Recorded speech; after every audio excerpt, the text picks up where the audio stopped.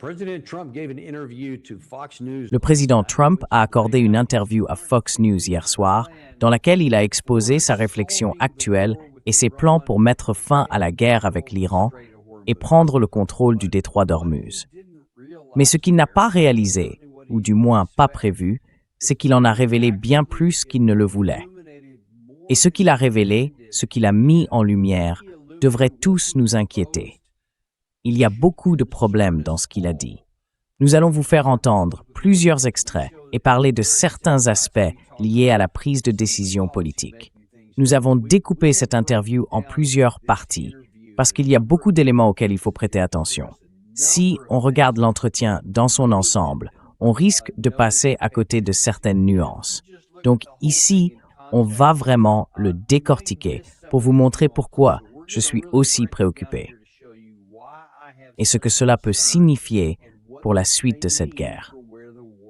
Commençons d'abord par le passage où il dit « Écoutez, je vais parler des principaux objectifs qu'il poursuit dans cette guerre. » Vos objectifs sont d'empêcher l'Iran d'obtenir une arme nucléaire, de maintenir le détroit ouvert et d'affaiblir l'armée iranienne. Est-ce que ces objectifs peuvent être atteints uniquement par une campagne aérienne?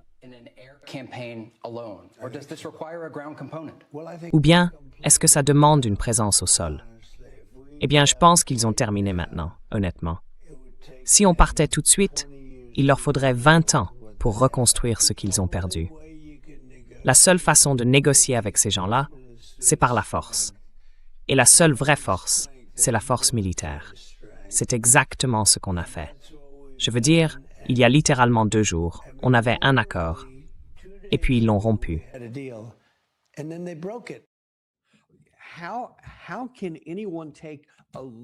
Comment peut-on prendre au sérieux le reste de cette interview quand il dit qu'ils ont déjà tout accompli? Le détroit d'Ormuz est-il ouvert? On peut arrêter la discussion là.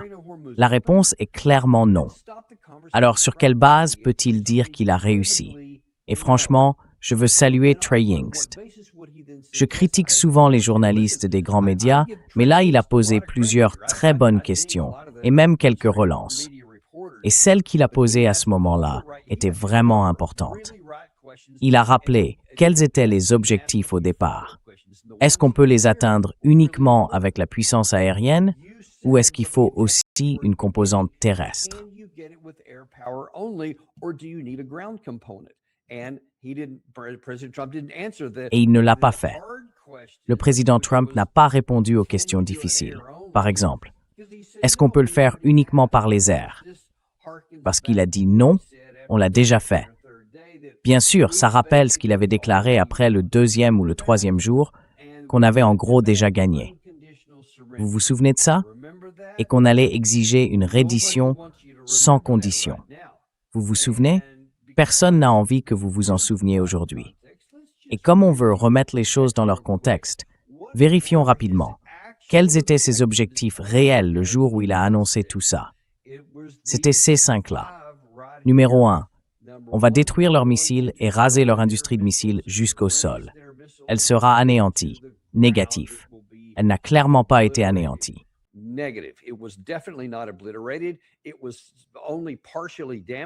Il n'a été que partiellement endommagé, et tout cela a été rétabli depuis, en fait, dès le début.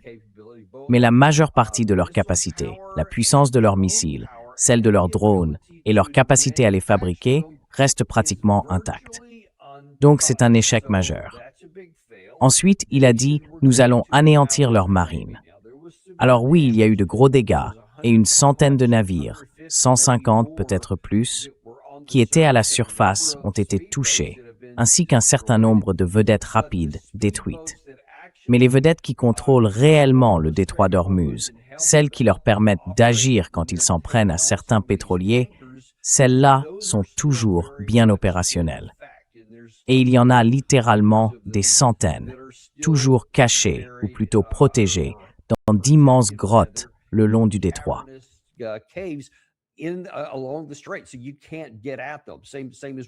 Donc on ne peut pas les atteindre. C'est pareil que pour l'histoire des missiles. Donc c'est un échec. Et ils ont toujours des sous-marins qu'ils n'ont jamais utilisé jusqu'à présent, mais qui restent opérationnels. Troisièmement, on veut s'assurer que les groupes terroristes soutenus par eux ne puissent plus déstabiliser la région. Eh bien là aussi, c'est clairement un échec. Ces groupes sont toujours très actifs. Il y a le Hezbollah, qui est actuellement dans une situation de cessez-le-feu avec Israël. Mais ils ont mené un vrai combat contre Israël pour empêcher la prise du sud du Liban. Et bien sûr, il y a eu beaucoup d'attaques sur Beyrouth. Et maintenant, on a les Houthis, Ansar Allah, au Yémen, qui sont sur le point et qui ont déjà prévenu qu'ils pourraient être prêts à fermer le Bab el-Mandeb.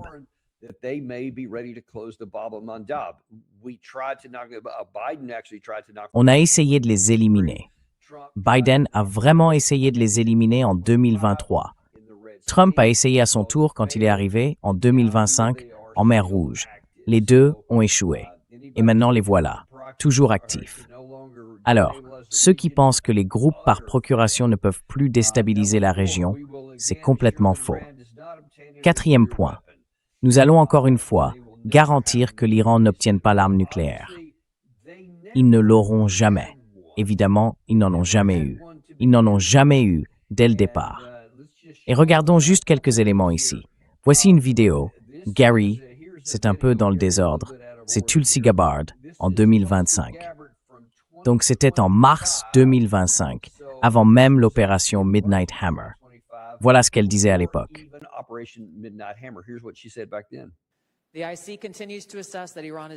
La communauté du renseignement continue d'estimer que l'Iran ne fabrique pas d'armes nucléaires et que le guide suprême, l'ayatollah Khamenei, n'a pas autorisé la reprise du programme d'armement nucléaire qu'il avait suspendu en 2003. Nous continuons de suivre de très près toute décision éventuelle de Téhéran de relancer ce programme.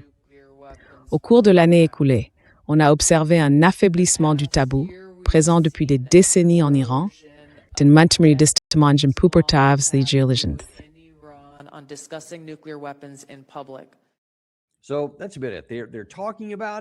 Voilà, c'est à peu près tout. Ils en parlent, mais ils n'ont rien fait.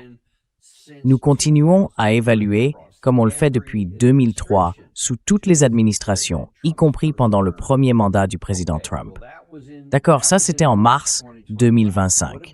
Et cette fois-ci, alors c'est aussi donc Tulsi Gabbard en 2026, et là on est en mars 2026. Vous voyez la date. Elle a déclaré que l'Iran n'avait pas reconstruit son programme nucléaire après les frappes de 2025. Ce qui, bien sûr, contredisait le président Trump et lui a valu pas mal de problèmes à l'époque.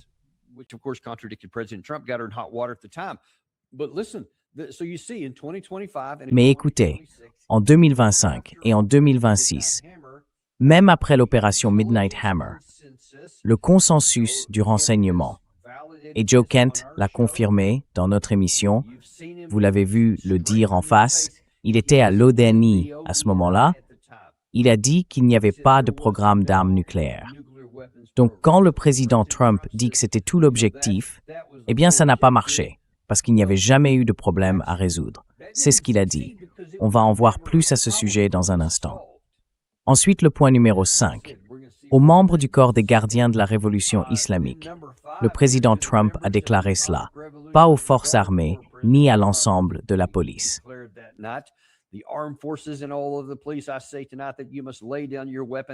Je dis ce soir que vous devez déposer les armes et bénéficier d'une immunité totale, ou bien, dans le cas contraire, faire face à une mort certaine. Et je pense qu'on sait tous qu'il n'y a pas eu de mort, qu'ils sont toujours bien vivants, toujours très actifs. Les dirigeants des gardiens de la Révolution continuent de dominer le détroit d'Ormuz et gardent la situation fermement sous contrôle. La marine des gardiens de la Révolution, les forces terrestres, l'armée elle-même, tout ça reste parfaitement intact. En réalité, le nombre de morts parmi leurs militaires est assez faible. On en a tué 7 de plus pendant la nuit, ce qui provoque beaucoup de mécontentement du côté iranien, beaucoup plus de colère. On va d'ailleurs en parler dans un instant.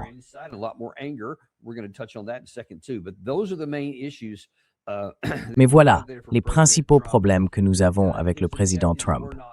Ses objectifs n'ont pas été atteints. même s'il essaie de vous faire croire le contraire. On le voit clairement, ils n'ont pas été atteints. On continue. Là, c'est l'un des passages les plus inquiétants, parce que s'il affirme qu'on a pratiquement atteint tous nos objectifs là-bas, alors la suite n'a plus aucun sens. On lui a demandé « Que comptez-vous faire maintenant ?» On en est à 5 séries consécutives de frappes de missiles sur l'Iran, dont 2 ce matin. Ce matin, c'était la 5e. Et donc Trey Yingst lui a demandé « Où cela va-t-il mener ?» Est-ce que vous allez frapper un élément clé du secteur énergétique iranien? Envisagez-vous de viser des infrastructures énergétiques ou d'autres sites?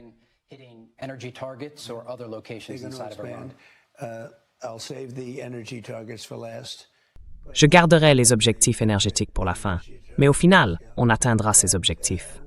Oui, mais on va les frapper très fort ce soir. On va les frapper très fort demain soir.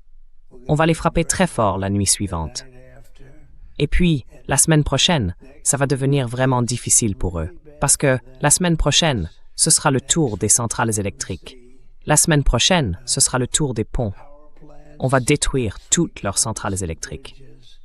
On va détruire tous leurs ponts, à moins qu'ils ne viennent à la table pour négocier.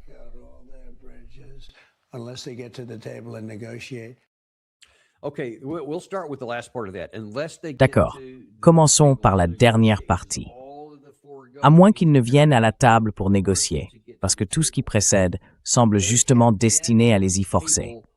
Mais en réalité, ils ont toujours été à la table. Ils y étaient entre 2013 et 2015.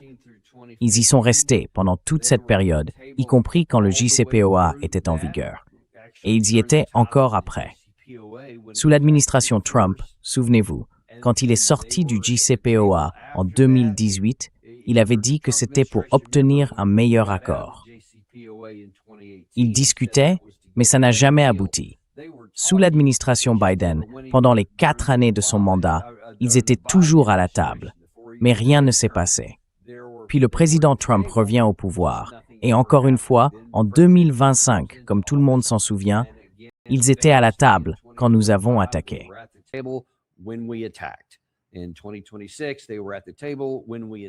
En 2026, ils étaient déjà à la table quand nous avons lancé l'attaque. Pendant la période de cessez-le-feu ici, ils étaient encore à la table. On n'a pas conclu d'accord tout de suite, pas avant qu'on signe enfin le protocole d'accord. Depuis ce moment-là, ils sont restés à la table. On n'aime simplement pas ce qu'ils disent.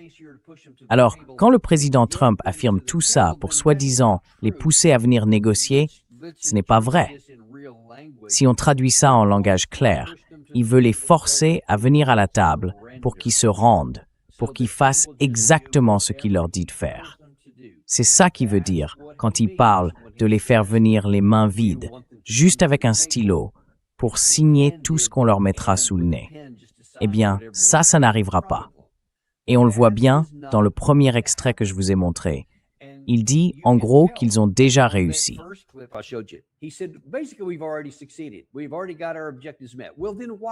Nos objectifs sont déjà atteints. Alors pourquoi faire tout ça?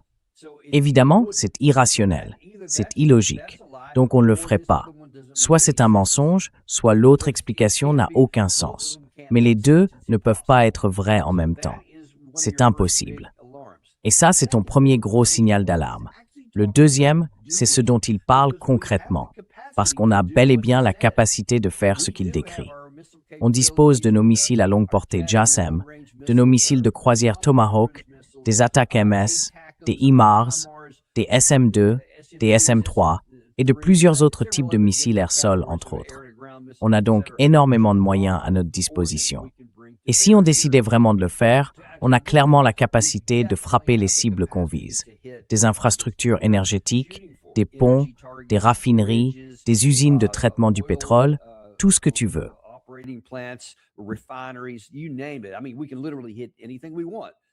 Je veux dire, on peut littéralement frapper n'importe quelle cible qu'on veut, parce que leur défense aérienne et leur défense antimissiles ne sont pas assez efficaces pour intercepter nos missiles offensifs. Donc oui, on peut le faire. Mais pourquoi on le ferait? Si lui pense que c'était juste une situation isolée, où ils étaient simplement là, au sol, comme c'était le cas en Syrie à une époque, et qu'on pouvait frapper ce qu'on voulait sans qu'ils puissent réagir. Alors si on met la question morale de côté un instant, oui, on pourrait le faire, parce qu'il n'y aurait aucun coup. Mais ce n'est pas le cas ici. Et moi, je ne mets jamais la morale de côté. Rien que pour cette raison, ça n'a aucun sens de mener beaucoup de ces frappes, parce que la plupart de ces cibles sont des cibles civiles.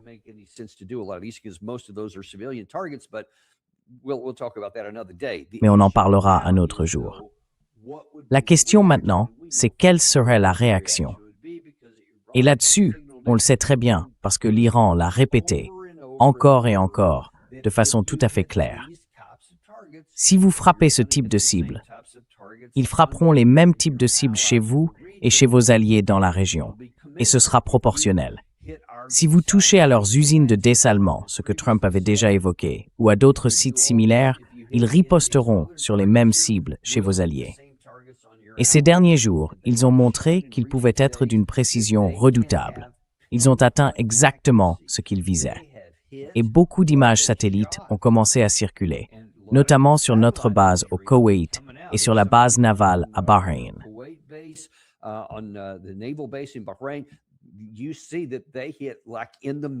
Vous voyez, ils frappent en plein milieu des bâtiments. Ils touchent directement certaines de nos rampes de lancement. L'autre jour, ils ont même atteint des HIMARS. En fait, tout ce qu'ils visent, ils le touchent. Donc le président Trump doit comprendre que s'il prend cette décision, il signe littéralement l'arrêt de mort de ces installations de notre côté. Et malgré ça, le contrôle du détroit ne changera pas. Parce que ce ne sont pas ces installations-là qui permettent à l'Iran de contrôler le détroit. C'est autre chose. Ce sont ces installations souterraines. Ce sont ces vedettes rapides, déployées sur des centaines de kilomètres le long de la côte iranienne, et on n'a pas les moyens de toutes les arrêter. Et bien sûr, il y a leurs drones, qui peuvent lancer presque de n'importe où, même depuis de l'artillerie. Ils ne l'ont pas encore fait. Il y a toutes sortes de moyens.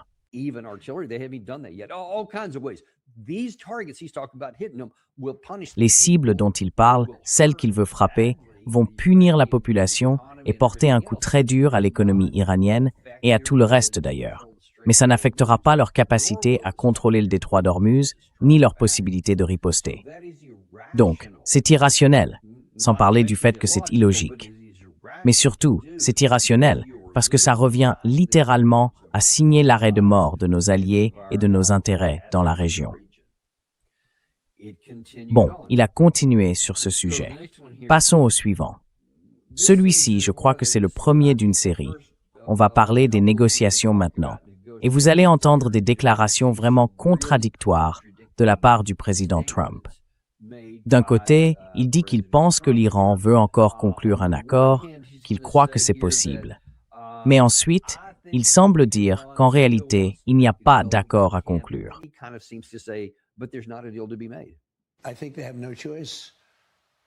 Je pense qu'ils n'ont pas le choix. Pourquoi ne l'ont-ils pas encore fait? À mon avis, si je ne faisais pas les choses comme je le fais, ils n'auraient jamais conclu d'accord. Ils n'en auraient jamais signé un avec Obama. Cet accord-là, c'était le pire. Ce qu'ils ont signé, c'était un bout de papier sans valeur. Ce qu'ils ont signé avec Obama, c'était un bout de papier sans valeur qui menait tout droit à l'arme nucléaire. Et moi, ce que j'ai, c'est un mur. Il n'y aura pas d'arme nucléaire. Je ne signerai jamais. Et parmi les 3 points que vous avez mentionnés, de loin, le plus important, c'est qu'ils n'auront pas d'armes nucléaires.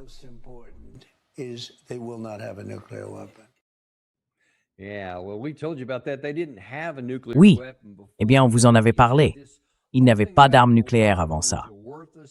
Il a dit que tout ce truc à propos d'Obama, c'était un bout de papier sans valeur. En fait, il a même dit, dans celui-là et dans plusieurs autres, que c'était une route vers la bombe nucléaire. Mais est-ce que c'était vraiment le cas? Maintenant, si je revenais en arrière et que je vous montrais des documents de l'administration Obama disant que ça fonctionnait, vous diriez « peu importe ». Trump lui-même dirait « peu importe ». C'est sans importance, parce qu'il agit pour son propre intérêt. Et si c'était quelqu'un d'autre? Regardons ça de plus près. Souvenez-vous, Je vous ai dit qu'on s'en est retiré en 2018, en mai 2018, pour être précis. Cette déclaration particulière du département d'État, celui de l'administration Trump, si je ne me trompe pas, elle date de mars 2018.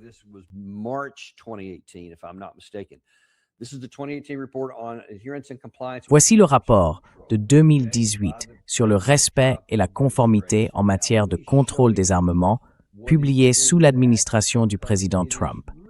Alors, laissez-moi vous montrer ce qu'il contient, parce que c'est vraiment instructif. Je crois que je l'ai ici. Voici ce que le rapport concluait à propos de la République islamique d'Iran. À la fin du mois de décembre 2017, l'Iran continuait de respecter ses engagements nucléaires dans le cadre du plan d'action global commun, le JCPOA. Même si certaines restrictions clés prévues par cet accord commenceront à s'assouplir ou à expirer en 2026 et en 2031, les engagements de l'Iran à permettre une vérification et une surveillance accrue par l'AEOA, notamment en offrant un accès plus large aux informations et aux sites concernés, selon le protocole additionnel et le code modifié, peu importe les détails, ainsi que son engagement à ne pas mener certains travaux pouvant contribuer au développement d'une arme nucléaire. Ces engagements-là se poursuivent indéfiniment.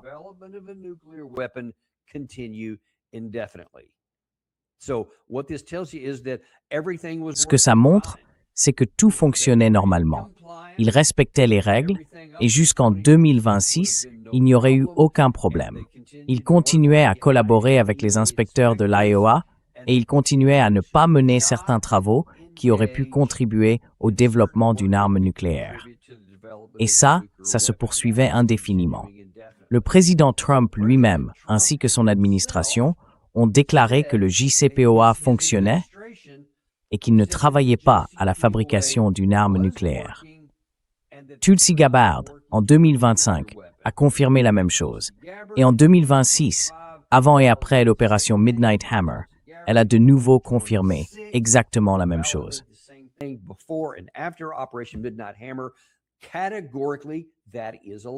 Catégoriquement, c'est un mensonge. Alors, quand le président Trump répète encore et encore que le JCPOA ne fonctionnait pas et qu'il nous en a sauvés, en réalité, il nous a sauvés de quelque chose qui, selon ses propres services, fonctionnait. C'est ça qu'il faut reconnaître. Il faut comprendre que chaque fois que vous l'entendez parler du JCPOA à partir de maintenant, c'est un mensonge démenti par son propre département d'État et par son propre directeur du renseignement national, tous deux en 2018, pendant son premier mandat, puis en 2025 et 2026, pendant celui-ci. Donc franchement, si on s'arrêtait juste là, on aurait déjà un énorme problème. Parce que soit on a affaire à un menteur totalement obsessionnel, incapable de dire la vérité, soit il y a un vrai problème cognitif. Je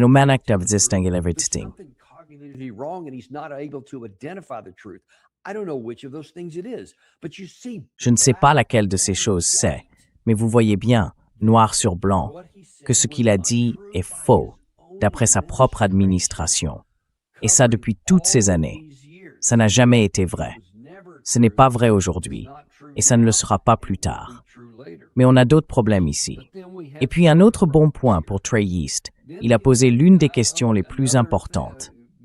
Maintenant, la situation a changé par rapport au début, à ce qui a déclenché cette guerre. Pourquoi avoir dû commencer la guerre maintenant? Il y a eu toutes sortes d'explications, où Rubio au tout début disait « Eh bien, on a dû le faire, parce qu'il y avait un problème, que l'Iran allait, qu'il y avait une menace imminente, et que cette menace imminente, c'était qu'Israël allait attaquer. »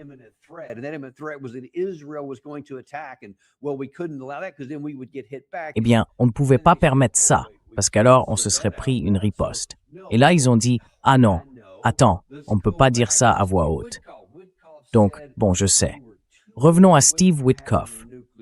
Witkoff a dit qu'ils étaient à 2 semaines d'avoir une bombe nucléaire, même si le président Trump affirmait que l'opération Midnight Hammer avait complètement détruit tout ça et qu'ils n'avaient plus aucune capacité. Mais bon, passons.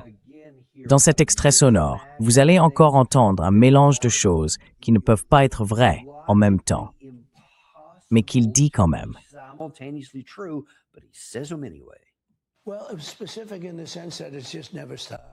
Eh bien, c'était précis dans le sens où ça ne s'arrête jamais. Et ils vont continuer. Ils voulaient une arme nucléaire. On savait qu'ils en voulaient une. S'ils avaient une arme nucléaire, Israël n'existerait plus. Écoutez, ils disaient qu'ils ne voulaient pas d'armes nucléaires. Ils disent que tout ce qu'ils disent est vrai, mais tout est faux. Ils mentent. Je n'ai jamais rien vu de pareil. Ils vont même jusqu'à dire « on n'a jamais parlé du nucléaire », alors qu'on est resté 5 heures dans la même pièce et qu'on n'a parlé que de ça. Et ensuite, ils sortent et affirment que le nucléaire n'a pas été abordé.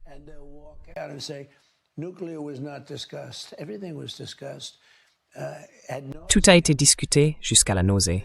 Ils allaient avoir une arme nucléaire en 2 semaines si nous n'avions pas envoyé les bombardiers B-2, si nous n'avions pas frappé leurs sites nucléaires, leurs 3 sites nucléaires. Et il y en a un autre qu'on surveille en ce moment, comme vous le savez. Oui, on regarde du côté de Pickaxe, parce que quelqu'un a signalé un peu d'activité. Vous savez, on a des caméras, la Space Force. On a des caméras capables de lire un badge. Elles peuvent lire votre nom, probablement Mohamed. Elles peuvent lire votre nom sur un badge depuis l'espace. Et chaque zone de Pickaxe, comme les 3 autres, est sous surveillance. Mais surtout à Pickaxe, s'ils bougent, s'ils font le moindre mouvement, on intervient immédiatement, on fait ce qu'il faut faire. Mais ils ne l'ont pas fait. Ils ont été complètement anéantis.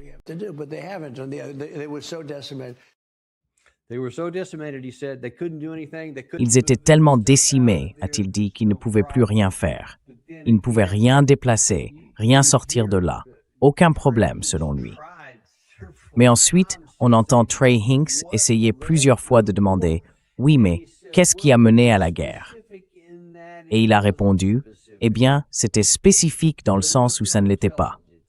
Il n'y avait aucune information de renseignement.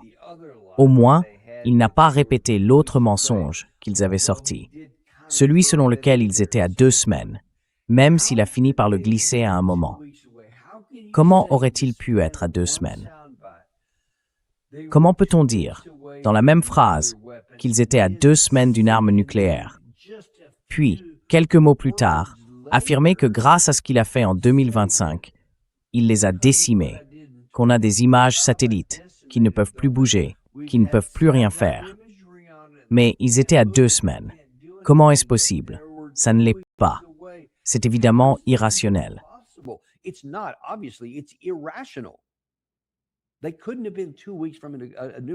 Il ne pouvait pas être à 2 semaines d'avoir une arme nucléaire, alors que vous affirmez que tout était enseveli sous les décombres de 3 versants de montagnes différents. Alors, qu'en est-il, Monsieur le Président?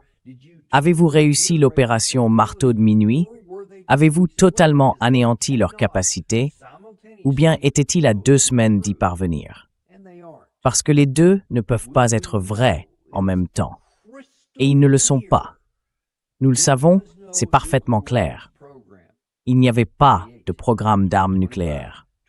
Ni en 2018, ni en 2025, ni en 2026, ni pendant l'opération Marteau de minuit.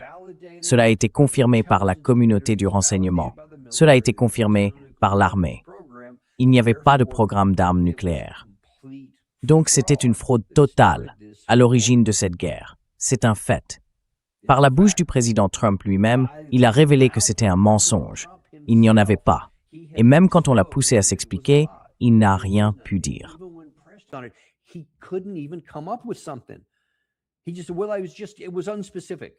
Il a juste dit que c'était vague.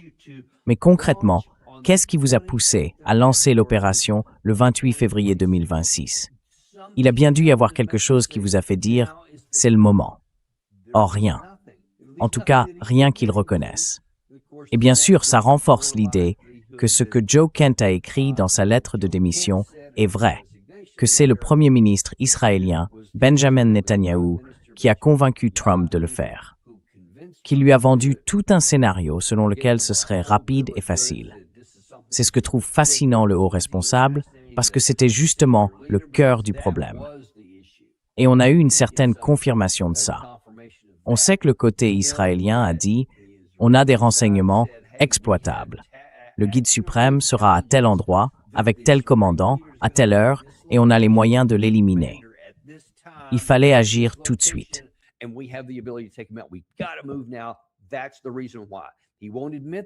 C'est pour ça qu'il ne veut pas l'admettre. Mais maintenant, on le sait, c'est une information publique, accessible à tous. Alors soyons clairs sur la réalité. Ça n'avait rien à voir avec les armes nucléaires.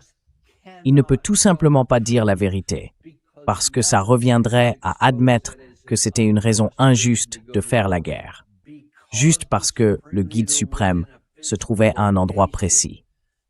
Donc on est entré en guerre pour cette raison-là. On l'a assassiné, lui, sa famille, et tous ces autres généraux, peu importe. Et qu'est-ce qu'ils ont fait? Ils les ont remplacés et ont continué comme si de rien n'était. Voilà la réalité, mes amis. Alors, quand vous regarderez cette interview, n'écoutez pas seulement ce qu'il dit. Souvenez-vous aussi de ce qu'on a déjà découvert sur ce qui s'est vraiment passé et sur ce qui ne s'est pas passé.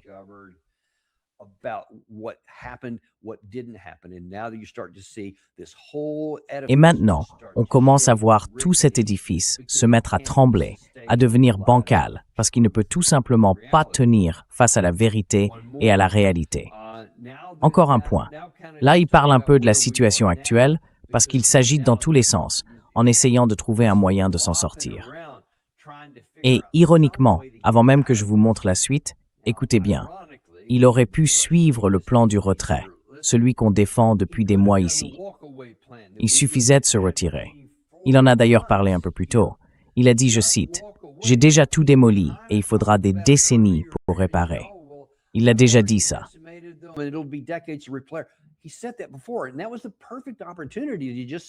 Et c'était le moment parfait pour simplement dire « Oui, c'est ce qu'on a fait. On a réussi. Super. » Et partir. Juste partir. Tourner la page, c'est tout. Le détroit se serait rouvert. Le flux de pétrole, de gaz, d'aluminium, de soufre, tout ça. Tout ce dont l'économie mondiale a désespérément besoin en ce moment serait revenu. Ou alors vous auriez pu simplement faire ce qu'on avait indiqué dans le protocole d'accord une fois que vous l'aviez enfin obtenu. Ça aurait aussi marché, parce que ça prévoyait déjà l'ouverture du substrat. On était monté à environ un tiers. Il suffisait de ne rien faire, et ça aurait continué à s'ouvrir. Peut-être qu'on en serait à plus de 50% maintenant, voire 75%. Mais là, c'est revenu à zéro.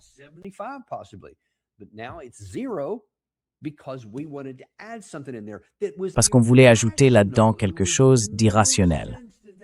Ça n'avait aucun sens de penser que ça allait marcher. Il n'y avait rien à gagner à essayer d'ajouter un corridor sud dans les eaux omanaises. Parce que tout ce que ça a fait, c'est provoquer exactement ce qu'on pouvait prévoir. L'Iran a dit « Non, c'est pas ce qui est prévu dans le protocole d'accord. Nous avons le contrôle administratif. Et si vous essayez d'y contrevenir, nous rétablirons la situation par la force militaire. » Et ensuite, le président Trump a déclaré que le cessez-le-feu était terminé. Et voilà où on en est. 5 séries d'attaques d'affilée. Et en plus de ces attaques, on a aussi mis en place un blocus. Et Trey Yingst lui a posé une question à ce sujet.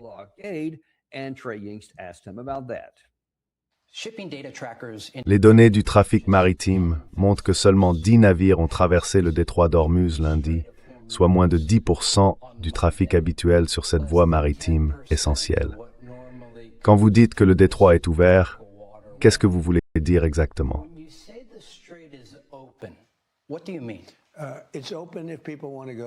C'est ouvert si les gens veulent passer par là. On ne l'ouvre pas pour l'Iran. C'est le seul pour qui c'est fermé. C'est fermé pour l'Iran, dans les deux sens. Mais maintenant, c'est ouvert. Il s'est passé beaucoup de choses, Trey, ces derniers mois. Des pipelines sont en construction. On met en place d'excellentes alternatives, notamment au Texas et aussi en Alaska.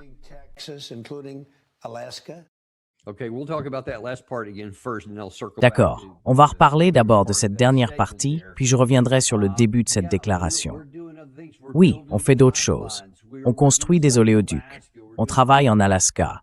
On travaille au Texas. Mais quel rapport avec le détroit d'Ormuz, franchement?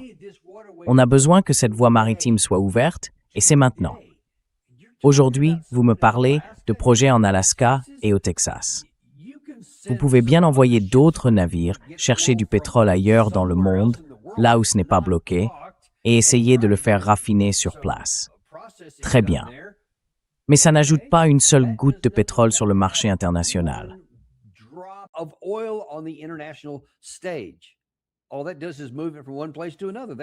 Tout ce que ça fait, c'est déplacer le problème d'un endroit à un autre. C'est tout. Ce qu'il nous faut, c'est une solution qui rouvre le détroit d'Ormuz et qui relance le flux, parce que c'est ça qui est bloqué. Et puis encore une fois, il va juste mentir. Ah, et à propos des oléoducs, très bien, peut-être qu'ils vont en construire quelques-uns. Mais d'abord, un oléoduc, ça peut être détruit par un drone ou un missile, n'importe quel jour. À moins qu'il soit enterré profondément sous terre, ce qui prendrait des années à faire, ça ne nous aidera pas de sitôt. Donc, tout ça n'a aucun rapport avec la question de savoir si le détroit est ouvert. Il a dit que le détroit est ouvert.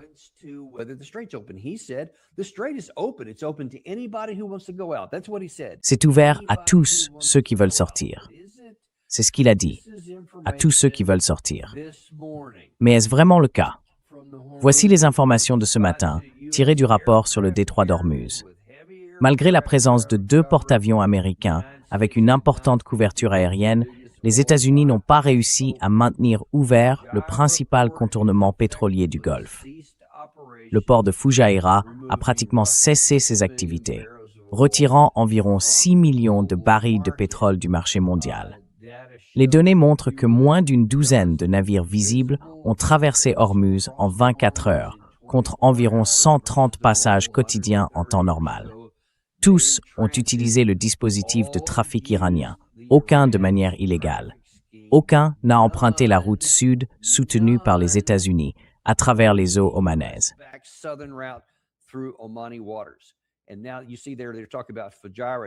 Et maintenant, regardez ici, il parle de Fujairah. C'est ce port-là, en violet sur la carte. C'est celui que la partie iranienne vient de fermer. Ils ont dit, très bien, vous voulez rétablir le blocus? Eh bien, nous aussi, on va rétablir le nôtre, mais on va l'étendre. Vous voyez Fujairah, sur cette péninsule qui dépasse vers Oman? Si vous descendez un peu plus au sud, vous verrez, si c'est lisible sur votre écran, Fujairah un peu plus bas, et cette zone violette s'étend maintenant au-delà. La raison, c'est qu'un oléoduc passait par là, un contournement qui permettait à une partie du pétrole du CCG d'éviter le détroit et de sortir par le golfe d'Oman. L'Iran a fermé ça aussi. Donc maintenant qu'ils ont étendu leurs actions, eh bien, bravo, Président Trump.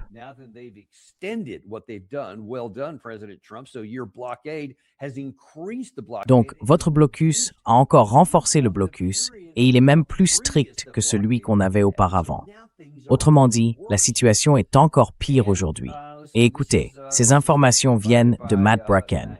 Je les ai prises sur son site, donc tout le mérite lui revient. Désolé Matt, j'ai oublié de te citer la dernière fois. Mais ici, on voit que non seulement le détroit est maintenant fermé, mais que le Bab el-Mandeb et le canal de Suez pourraient eux aussi être bloqués, parce qu'ils coopèrent avec le camp iranien. Ils ont dit que si les actions dont le président Trump parlait, frapper les sources d'énergie et tout ça, étaient mises en œuvre, alors l'Iran réagirait en disant « Très bien, on va fermer le Bab el-Mandeb ». Et avec les Ansar al-Islam, il pourrait même aller jusqu'à bloquer le canal de Suez.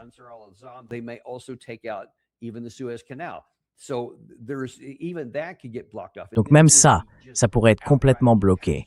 Et là, ce serait une véritable catastrophe.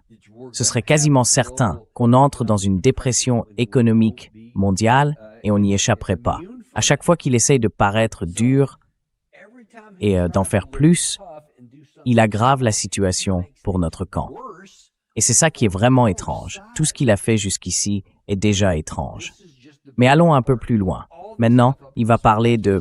On va revenir à la question des négociations. Je vous ai déjà montré qu'il s'était contredit auparavant. Cette fois, c'est encore plus flagrant. Parce que dans le même extrait, il dit à la fois qu'il va négocier et qu'il ne va pas négocier. Parce qu'ils sont des menteurs et tout le reste. En gros, on ne peut pas négocier avec eux, mais il va quand même négocier.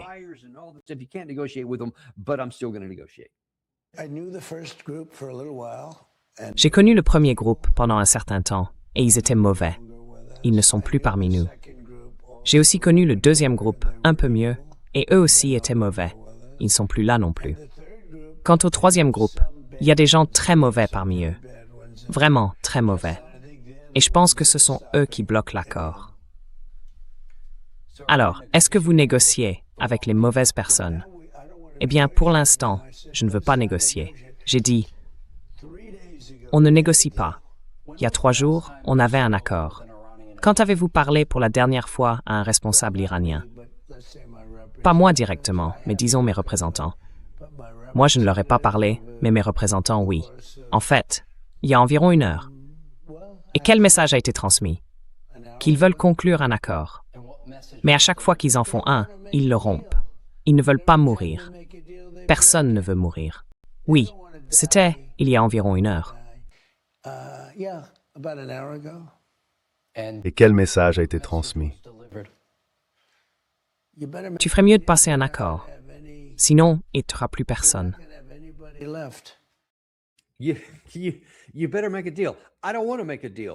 Tu ferais mieux de conclure un accord. Moi, je ne veux pas faire d'accord. Je ne veux pas lui parler. Enfin, si, je veux lui parler. Je lui ai parlé il y a 1 heure. Mais enfin, c'est quoi ce bazar? Qui peut gérer ça? Qui peut travailler dans ces conditions? Faut comprendre, tout le monde dans le monde entier voit ça. C'est public, c'est visible par tous. Et bien sûr, dans les cercles diplomatiques, ils sont au courant. Ils en parlent entre eux. Les gens savent très bien ce qui se passe. Et ils voient ce qui se passe avec les États-Unis d'Amérique en ce moment. On a l'impression qu'il n'y a plus rien de rationnel, plus rien au sommet. Et que ce soit le secrétaire à la Défense Pete Hegseth, le secrétaire d'État Marco Rubio, le président Trump lui-même ou Scott Bessent, enfin tous ces gens essayent de conclure un accord. On essaie juste d'avoir une ligne claire, ouverte, directe.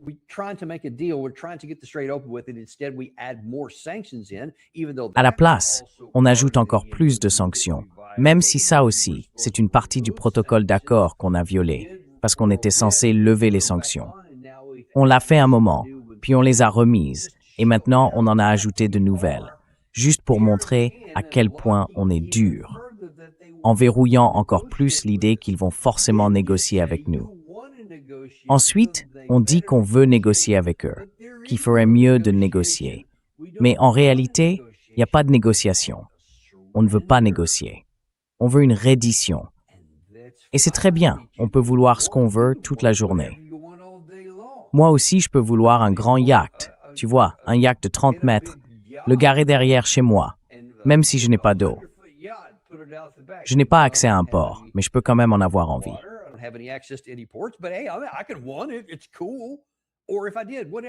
C'est bien. Ou si j'ai fait quoi que ce soit, peu importe. Tu as l'argent pour le financer. Mais est-ce que tu peux vraiment le concrétiser? Si la réponse est non, alors ça reste dans ton monde imaginaire. Et c'est exactement là où on en est. Tu ne peux pas dire « je veux qu'il le fasse » alors que tu as déjà prouvé. Réfléchis juste à ça un instant. On a essayé. Je crois que la dernière fois que le professeur John Mearsheimer est venu dans notre émission, il avait classé tout ça en 3 grandes étapes. Il disait que la première partie, à peu près le premier tiers, c'était 40 jours de bombardement. Ensuite, on a tenté 2 ou 3 mois de blocus, puis on a essayé le protocole d'accord. Et aujourd'hui, personne ne sait vraiment ce qu'on fait. Mais voilà ce qu'on a tenté. Et maintenant, on essaie une combinaison des 2 premières approches.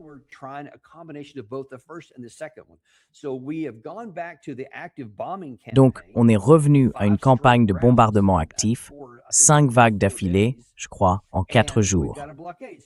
Et on a un blocus. Autrement dit, ce qui n'avait pas marché avant, on le refait, mais cette fois en combinant les 2, sans aller aussi loin qu'avant. Et l'Iran, lui, a aujourd'hui plus de leviers qu'il n'en avait, et encore des cartes à jouer. Et malgré tout ça, on essaie toujours de faire croire que je vais obtenir ce que je veux. Je veux obtenir ça, donc je veux qu'ils viennent à la table et qu'ils se rendent. Mais ils ne le font pas. Et chaque jour, on continue comme ça. Et maintenant, si on fait ce qu'il a dit tout à l'heure dans un autre extrait, et qu'on étend ça au système énergétique, on est quasiment en train de garantir une dépression pour notre pays. Le détroit, lui, ne s'ouvrira pas.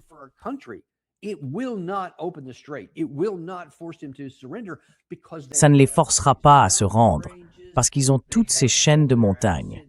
Ils ont tous leurs atouts cachés dessous. Ils ont réussi à s'en sortir grâce à ça. Et c'est un pays aussi grand que la majeure partie de l'Europe de l'Ouest. On n'a pas assez de bombes pour tout détruire. On n'a tout simplement pas cette capacité. Trey Yingst lui a posé la question. Est-ce qu'on peut gagner uniquement avec des bombes? Il a refusé de répondre. Eh bien, je vais répondre à sa place. Non, on ne peut pas. Même si on se faisait ce fantasme d'envoyer des troupes au sol, comme le général Clark l'autre jour.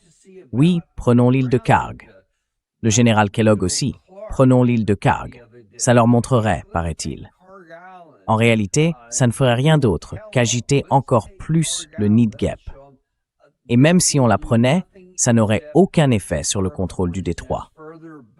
Donc au final, ça ne servirait à rien, à part faire tuer beaucoup d'Américains.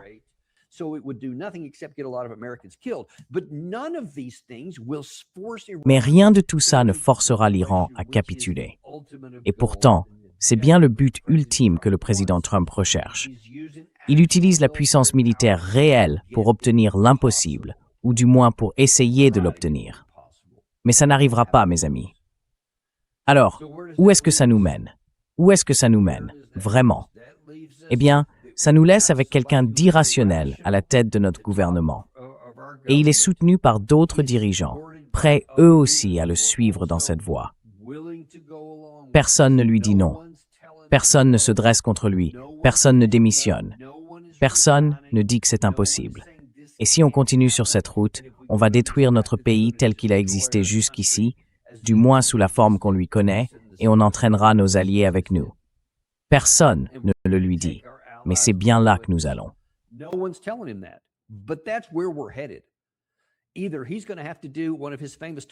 Soit il va devoir faire l'un de ces fameux rétropédalages, et franchement, je n'ai jamais autant prié pour un rétropédalage que maintenant.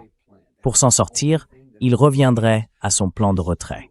C'est la seule chose qui pourrait éviter la plus grande catastrophe que notre pays ait connue depuis des siècles. Je veux dire, quand est-ce que quelque chose d'aussi grave s'est produit pour la dernière fois? La Grande Dépression, c'était terrible. La Première et la Seconde Guerre mondiale ont été terribles aussi. Mais on a gagné ces deux guerres et on a surmonté la dépression. On n'a jamais été dans une situation comme celle qui pourrait arriver, où notre armée montrerait ses limites, incapable d'accomplir ce qu'on attend d'elle, tout en subissant une catastrophe économique pire encore que celle de 1929. C'est là qu'on va droit si on ne fait pas des changements majeurs, et vite. On verra si on y arrive. On continuera à suivre ça pour vous.